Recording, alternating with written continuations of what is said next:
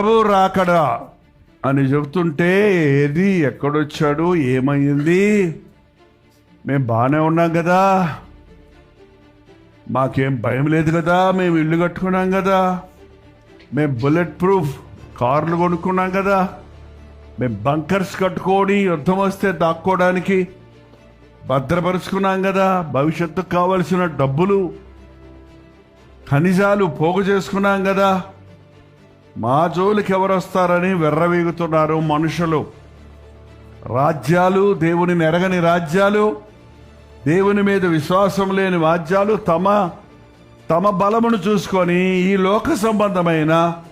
భద్రతను చేసుకుంటున్నారే కానీ ప్రభువు మాట ఖచ్చితంగా నేను వస్తాను అంటే ఆయన వస్తాడు. కొందరు ఆలస్యం అనుకుంటున్నారు, కొందరు రాలేదనుకుంటున్నారు, ఇంకేం వస్తాడో